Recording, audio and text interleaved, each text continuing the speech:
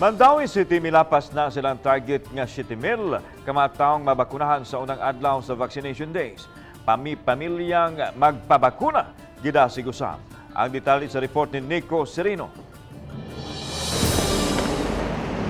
School-based vaccination ang gibuksan karon sa Mandawi City sa ikaduhang adlaw sa National Vaccination Days. Nadugang kini sa ilang mga sites gawas sa 5 kanaandan nga vaccination areas. Ang mga kabatan-unang magpabakuna gipang-ubanan sa ilang mga ginikanan. Gawas sa mga estudyante, giakomodar sab ang ubang mga ginikanan nga dili pa bakunado. Kumusta may mga bata ka na? Desidido gid sila wala din mo nga gipugos o gihangyo.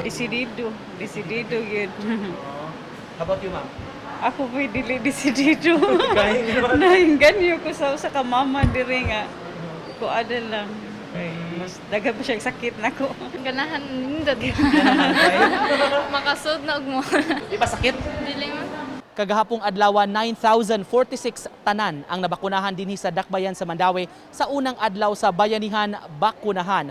121% kini nga mas taas sa target nga gitagana sa DOH alang sa Dakbayan. Masaligon ang Dakbayan makabot ang 21,000 kapin nga target sulod sa 3 ka adlaw. Paninghaon na mo karong adlaw ug tomorrow kay yesterday wa man gid namo ma-accommodate tanan, so gi-encourage namo sila to come back today.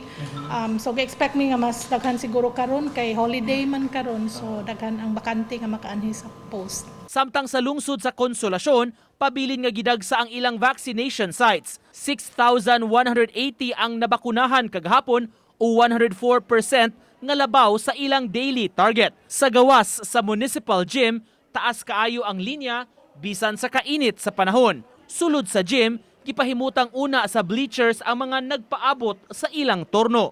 Sud mismo sa cubicle kundiin i-administer ang vaccine, ang mga batan-on dili napakuyugan sa ilang mga ginikanan aron dili magdasok. Gitugot man hinuon ang pagpicture o video apan selfie policy lang sa mga nagpabakuna kay magdasok na kung pasudlon pa ang ilang kauban sa maong dapit. Uban ni Godfrey Relien, Nico Sereno, Balitang Bisdak.